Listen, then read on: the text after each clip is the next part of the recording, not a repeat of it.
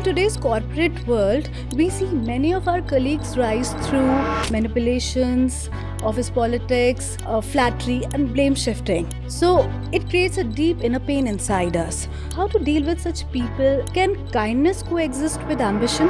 If you are absolutely equipped with strength, energy, the problem starts disappearing.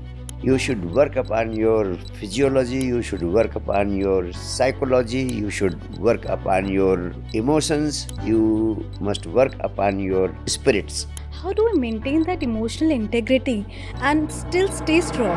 Once you master your mind, you go beyond the fragile impacts of mind affecting you. Action alone is thy concern, not its consequences.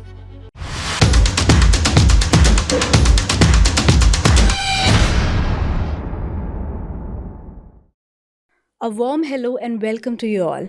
I'm Shalini Gaur, and today I'm blessed to have the world-renowned enlightened master Sadhguru Sakshi Shri to shed light on our inner compass. Pranam Gurudev.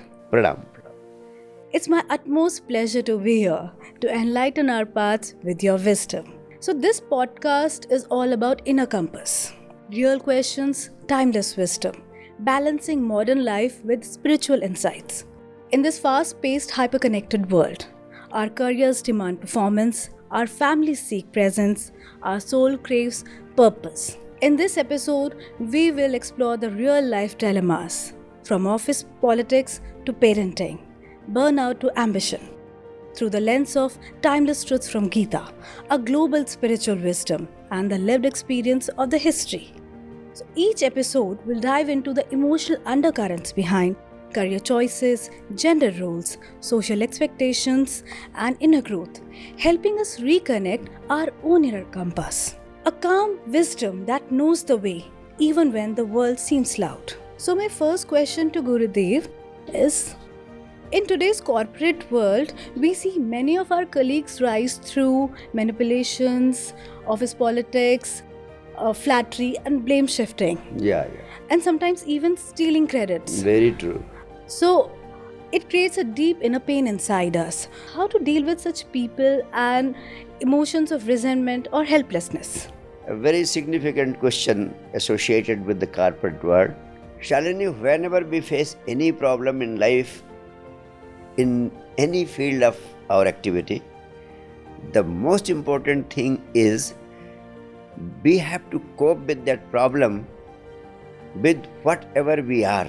That means if you are absolutely equipped with strength, energy, if you are competent enough, strong enough to face the problem, then the problem starts disappearing. So the fundamental thing which I would like to emphasize is that every individual, especially the corporate people, must work upon themselves first. And working upon yourself means simply you should work upon your physiology, you should work upon your psychology, you should work upon your emotions, you must work upon your spirits.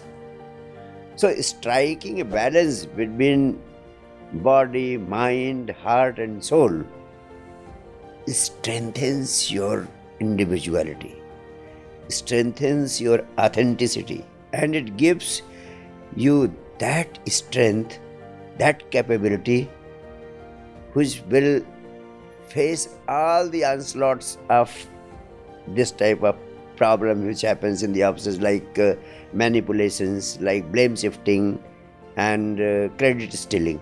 No doubt such situations create pain, great stress in the minds and hearts of the people. But if you manage to develop emotional resilience, you will very easily find that such problems are nothing, of no value, of no importance. It all depends on how you have nurtured yourself. Nurturing yourself means how you have developed yourself physically, mentally, emotionally, and spiritually. whatever happens in the world is no doubt going to affect you. But if you tune yourself in such a way that all these four dimensions of your life are in tune with each other, then nothing of the world will be able to affect you adversely. That is why Lord Krishna says in Gita, Sukhe Dukhe Samo Bhutva Labha Labho Jaya Jayo. In all these adverse situations, in all these adverse circumstances, nothing can affect Lord Krishna because he has been able to tune himself in all these four dimensions of life. So first thing which I would emphasize is working upon yourself. And the essence of whole working upon yourself is you must develop an attitude of silent witnessing to whatever is happening around you. That is what we call observation without judgment. Your status in this existence is that of a seer, not of a doer. Just observe as the things are happening. This in itself implies that you should avoid any kind of identification with the ego mind. Once you identify yourself with the ego mind, then whatever happens in your life that becomes a problem, you feel as if it is happening to you. Your ego mind is not yourself. It is not your true self. It is your false self that you have created simply because of the tendency of identification. So, learn and develop the habit of disidentification with body, mind, and emotions. Once you manage to develop it through certain spiritual practices, you will find that adverse situations and circumstances are happening, but they are not affecting you even in the least. But Guruji, how do we uphold dharma at work without becoming victim of those who play dirty? Can kindness coexist with ambition? You see, you must first understand what do we mean by dharma.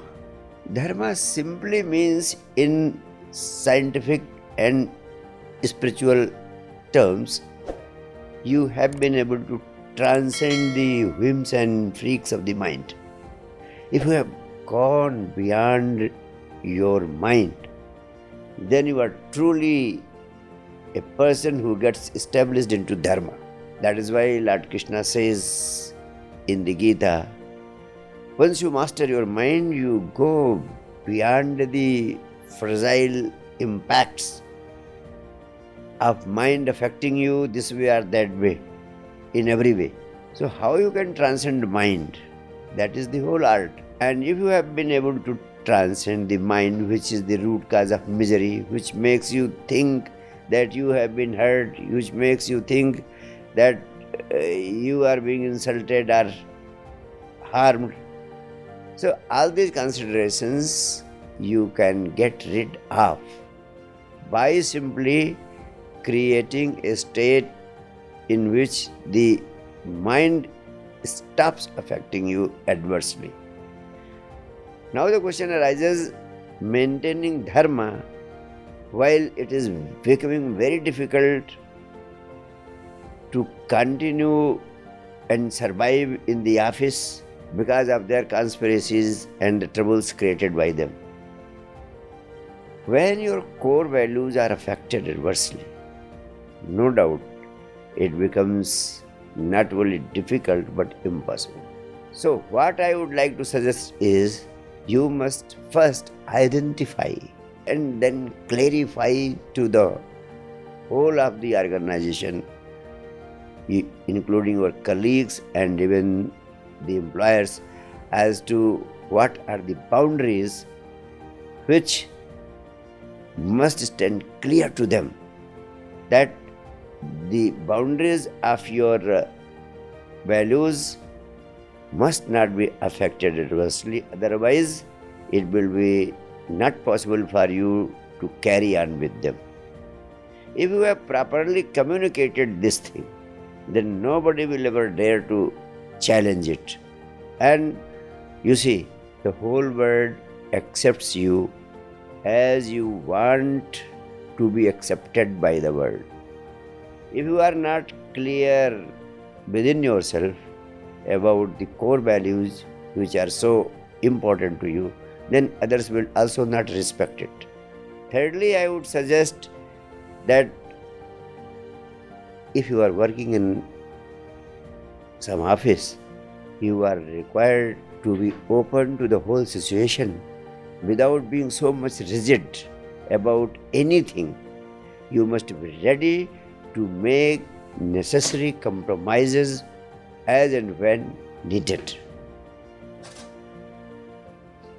No doubt such compromises should not affect your core values, but as long as they are not striking at the root of your dharma, at the root of your inner likes and dislikes, you must be open enough to compromise with the situation. And if you manage to do all these three things, you will certainly go beyond general limitations and you will establish yourself in the office more strongly. But Guruji, sometimes when our values are at odds with survival tactics at work, how do we maintain that emotional integrity and still stay strong? Okay, that's a challenging situation, but your values and your concepts should not be so fragile that if somebody behaves in some way, you should get instantly affected. No doubt, as I told you, if they are striking at the root of your core values, then you should try to make it clear to them that you cannot go beyond those limits, and then you should try to look for better opportunities elsewhere. It is not necessary that you will always be ready to succumb to their pressure. But as long as you are clear and your communication is confidently clear to them also, then they will not dare easily to harm you or affect you or to go against you or to challenge you. Guruji, from Gita's perspective, how to perform our duties with excellence yet remain untouched with office politics and toxic competition?